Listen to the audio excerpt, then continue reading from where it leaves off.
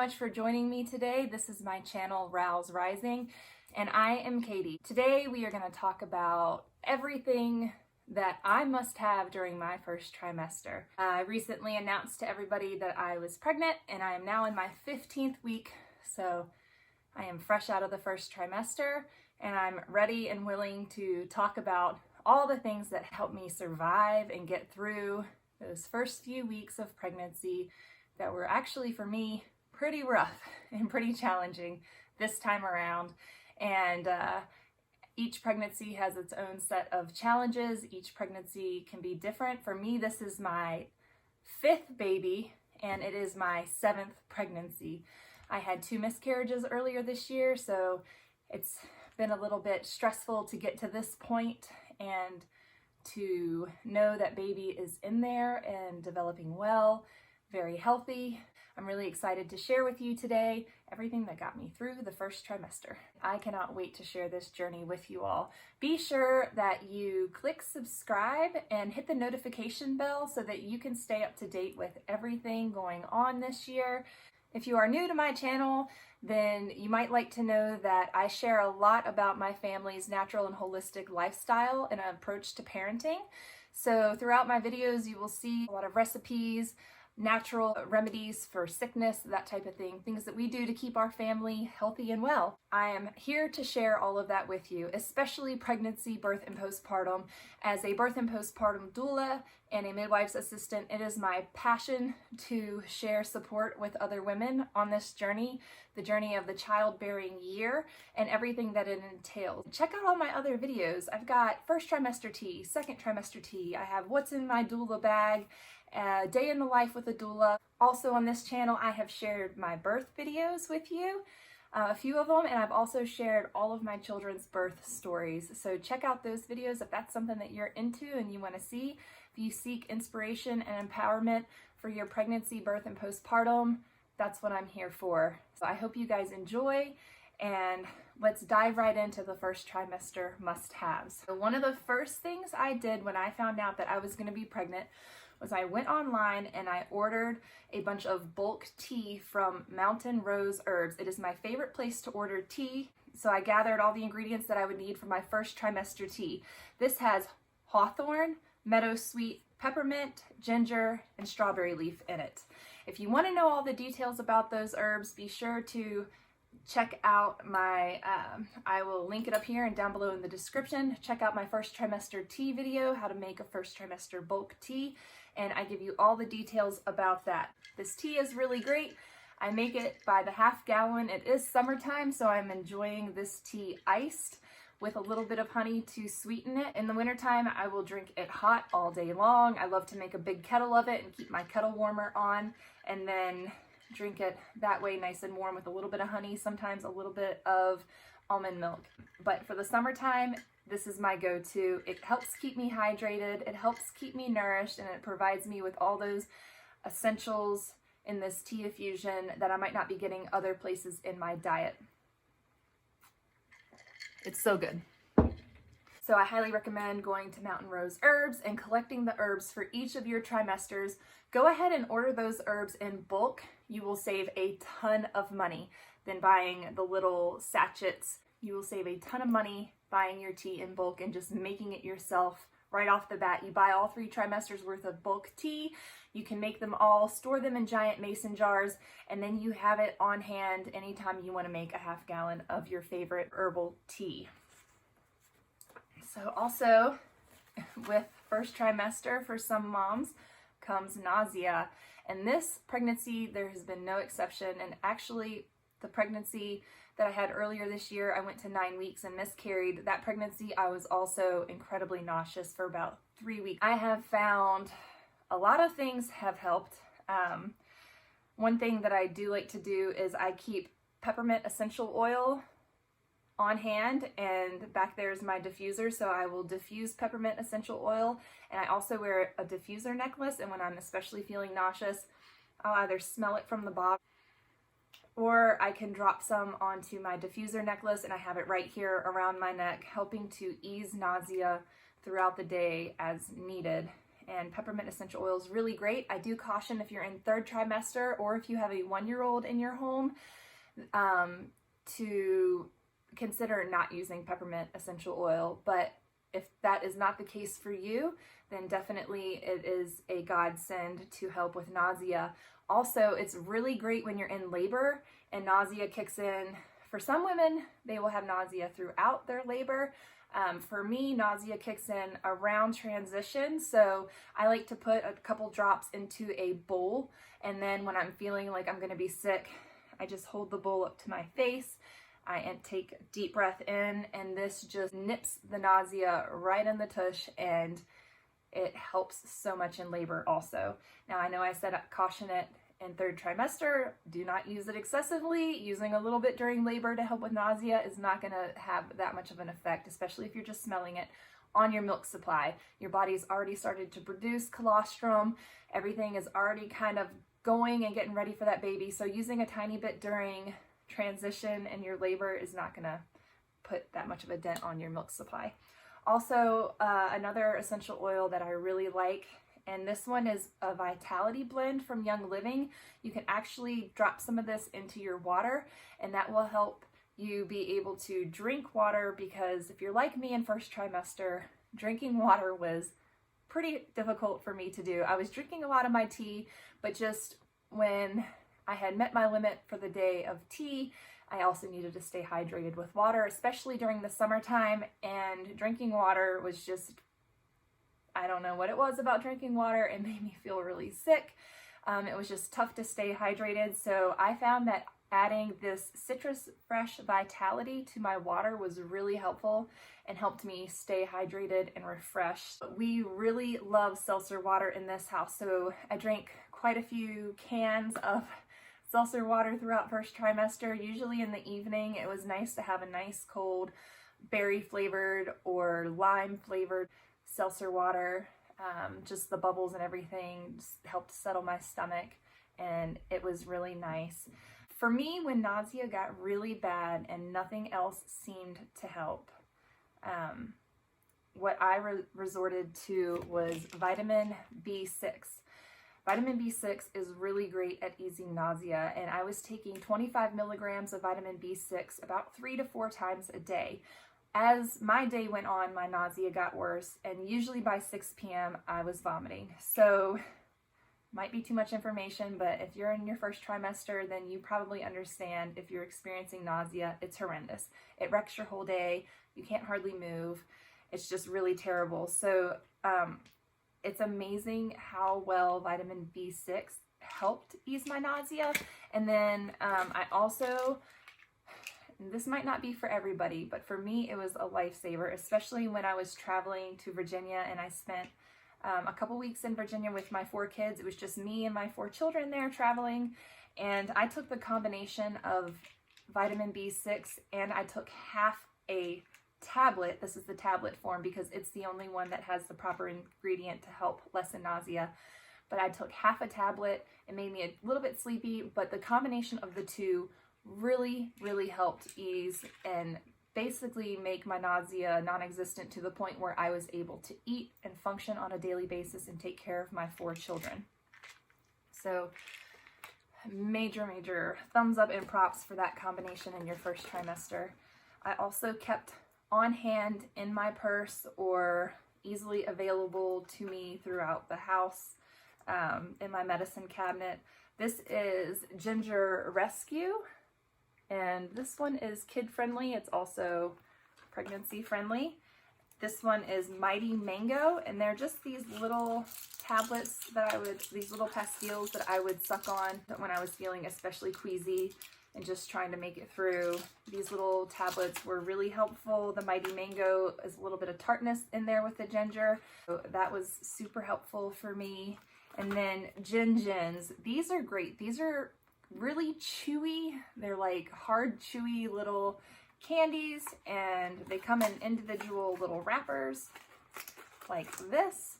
And I found a few different brands. I also have a lemon ginger out in my car that I've been eating, but these are just a really strong flavored ginger candy. They are gluten-free for those of you looking for a gluten-free ginger treat to keep in your purse. and to keep in your mouth just to kind of help ease that nausea. Another must-have for me in the first trimester was this papaya enzyme with chlorophyll. I tended to get a little bit of heartburn. It also helps with the nausea, but for those of you that are experiencing heartburn in your first trimester, second trimester, third trimester, papaya enzyme, and this one actually has chlorophyll in it. This is a great natural alternative for heartburn.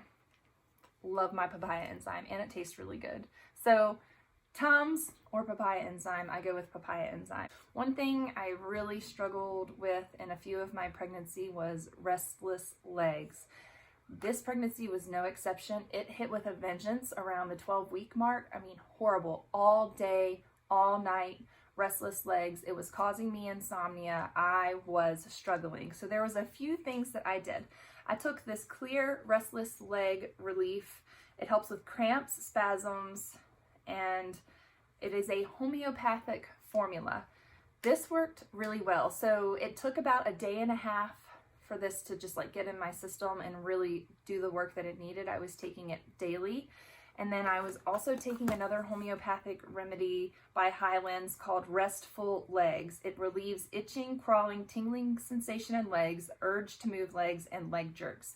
This stuff was really great. So I was taking both of these. Definitely talk to your homeopathic specialist about what homeopathics are best for you. You can also get online and do your own bit of research. Talk to your doctor. I am not a doctor. This is just what I have found that has helped for me.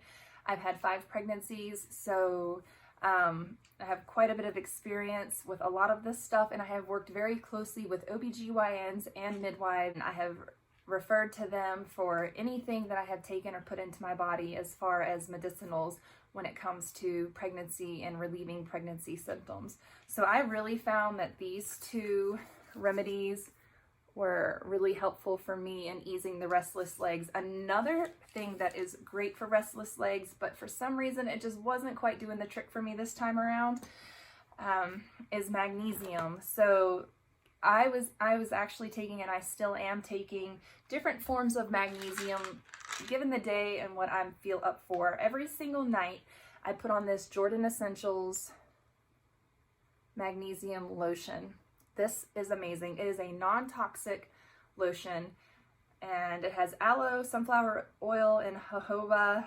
It has no aluminum, no parabens, no isopropyl alcohol, no mineral oil, SLS, SLES, no gluten. This stuff is amazing. I use it on my children as well when they get growing pains or when their legs are restless at night. I put some of this on their legs, massage it in really well, and they go right back to sleep. It is a godsend. We go through this stuff throughout the year quite a bit. So I'm going to leave this down below in the link, and actually I'll link most of this stuff down below, and if it is something that you want to get. I'm a consultant for Jordan Essentials. I joined Jordan Essentials specifically for their magnesium products. I absolutely love their magnesium products. So this will be linked down below along with my consultant ID if you choose to purchase this. The reason why I love their magnesium lotion is because it doesn't cause any itchiness or burning like I have experienced with magnesium oils and lotions in the past. We have used this for the better part of 5 years, and my kids don't complain about it. And I just love the way it feels and how it eases the restless legs and leg cramps for me and my family. Another supplement that I like to take, and I drink this at night, is Natural Vitality Calm. It's magnesium support. And this is also going to help with restless legs, regular bowel movements, that kind of thing. So magnesium is incredibly important in pregnancy, especially. About 50% of our population is magnesium deficient. Most of us need to be supplementing magnesium anyways.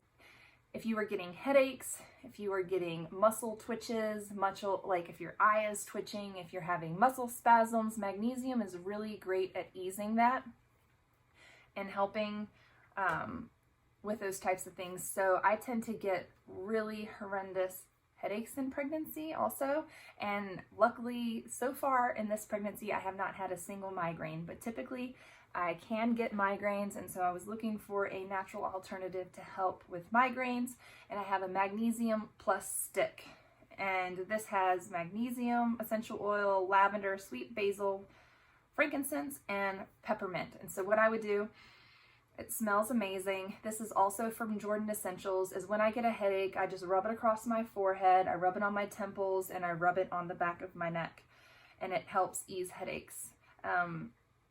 So that is another must-have for me. You can also use it on achy muscles and joints, and it penetrates the skin. It's really great for that. Another option to get magnesium into your system is to take hot Epsom salt baths. Not too hot, especially if you're pregnant, but Epsom salt, especially if it's from the Dead Sea. Dead Sea Epsom salt is amazing at relieving restless legs, and your skin absorbs the salt. It's really good for your skin, and it's really good for your body. It helps just relax and soothe your muscles. If taking baths is something you can do and you enjoy taking baths to relax, using Epsom salt in your bath is an amazing alternative, natural alternative to pumping your body full of pain relievers, Tylenol, that kind of thing, to try to get relief for something that your body is just deficient in, like magnesium. You can also take a capsule form. Magnesium is best absorbed when it's combined with calcium. This supplement has calcium, magnesium, and zinc, and so I do take this a few times a week just to top myself up on these supplements to be sure that I'm getting enough, especially if I start to notice those magnesium deficient symptoms, headache, leg cramps, muscle cramps, twitching, spasms, restless legs, that kind of thing. I'm sure to take this a few times a week. Also, one thing that I found, and I was reading online, what is causing my restless legs? Why do I feel so awful? As I was reading online, it said iron deficiency could also be a cause of restless legs and muscle spasms. I checked in my cabinet and I had some Floridix tablets. These are iron and vitamin tablets. These contain iron, vitamins B1, B2, niacin, B6, B12, vitamin C, folic acid, which I prefer folate. We have MTHFR gene mutations in my family, so folate is preferred. However, I did take this Floridix a few times in the last couple weeks just to help up my iron intake. I also, when I'm not feeling so sick and nauseous, I do like to eat liver, because liver is full of all of these same vitamins and minerals, and if you can stomach liver, please eat some liver. Pate is an amazing way to get some liver into your system. If you're really sick and really nauseous and can't handle strong smells or strong flavors, then maybe consider getting some of this Floridix to up your iron intake to help lessen some of those pregnancy symptoms that you might be experiencing. Floridix is, like I said, if you have MTHFR gene mutations, this might not be for you, or if you can take it in moderation, that is best. Your body has a really difficult time processing synthetic folic acid, so be sure that if you do have that gene mutation, that you are taking a prenatal vitamin that has folate. And folate is best if it comes from like an organic food blend, and that it's FOLATE. Folate. Your body can much better process folate, and your body can use it as needed. So this brings me to my next first trimester, and this goes throughout all pregnancy and breastfeeding time. I use the Garden of Life My Kind Organics. It's a certified whole food prenatal vitamin, and this one is a once daily vitamin. You see it right there. This is a once daily vitamin. I only have to take one of these pills once a day. Now they do have a 3 pills formula, but I prefer just taking the 1 pill once a day, especially first trimester. It's really hard to take pills. If you prefer gummies, get yourself some prenatal gummies. I found that I could just get this down with a little bit of my first trimester tea, and I take my prenatal vitamins at night so that there's less disturbance to my stomach during the daytime. Another thing for headaches and leg muscle cramps are going to be cell salts. There is a whole protocol for cell salts that you can look up online, especially for pregnancy. Cell salts are a homeopathic way of getting certain minerals into your system. This one, for instance, is calc fluor, and this one is calcium phosphate. So these are for bone health and tissue type regeneration, that sort of thing. So there's quite a few cell salts that are really important in pregnancy. These are the two that I have on hand right now. And I also take a cell salt formula that has everything in it all at once, and I believe it is by Highlands, and it comes in a bottle like this. I am fresh out because I also give it to my kids, as it helps their bone health, it helps their teeth health. I've got to order some more of that, but it is a cell salt remedy, and I highly recommend Highlands cell salts to all of you. Another thing I am taking in first trimester is super omega-3s. This just helps to ensure that when I'm not eating that much fish or proteins that contain all the omegas because of the morning sickness, that I am topping myself up with this a few times a week. This is Carlson's Norwegian's Super Omega-3. It has 1,200 milligrams of omega-3s and fish gelatin soft gels. It helps with cardiovascular support, brain function, vision health. Highly recommend that. And for me, right before I got pregnant, we discovered via an oat organic acids test that I have a mitochondrial issue. So my care provider suggested that I take a mitochondrial NRG supplement. One thing I discovered in the last few years was that a mitochondrial deficiency or a mitochondrial like a metabolism issue with your health can also cause hyperemesis gravidum, and that is severe morning sickness. It lands a lot of pregnant women in the hospital for IV nutrition and IV fluids. It can get really severe. My last pregnancy, I had pretty severe, I was not diagnosed with HG, but I had pretty severe all-day sickness. I was vomiting a lot. I managed to stay hydrated and nourished enough that I stayed out of the hospital, but it was a pretty rough first 16 weeks of my pregnancy. I was very ill. This pregnancy, I have been taking the Mitochondrial NRG. It's a mitochondrial metabolism support, and this one is by Designs for Health. I got it from my nurse practitioner care provider who previously used to be my midwife. She's no longer practicing midwifery, but she does take care of my health in all the other areas for my thyroid and just general women's health. It's got a bunch of good stuff in it, and I have noticed a huge improvement in the way I feel daily, just my energy levels, that sort of thing with this supplement. If that is something that you think you might be concerned about, you can get an oat. It's an organic acid test from your care provider. It is a simple urine test. There are some parameters around it and certain things that you have to restrict from your diet before you take the oat test, but I found that it's quite possible that might have been the reason that I had my 2 prior miscarriages. And then this pregnancy, my baby has been able to hang on. And I am going to do a whole nother video for you guys all about the supplements that I took pre-conception. I read the book, It Starts with the Egg, and I did their multiple miscarriage protocol from the book, It Starts with the Egg. I really feel like it helped improve my egg quality, my fertility, just everything, the lining in my uterus, so that my body was prepared to carry this baby. I found it really helpful. So if that is something that you guys are interested in, I'm going to also link that down below. It Starts with the Egg. It's a really amazing book, especially for those that are struggling with fertility. It has diet recommendations, supplement recommendations for if you're doing IVF, when you're doing egg retrieval, if you've had multiple miscarriages, if you've not been able to get pregnant at all.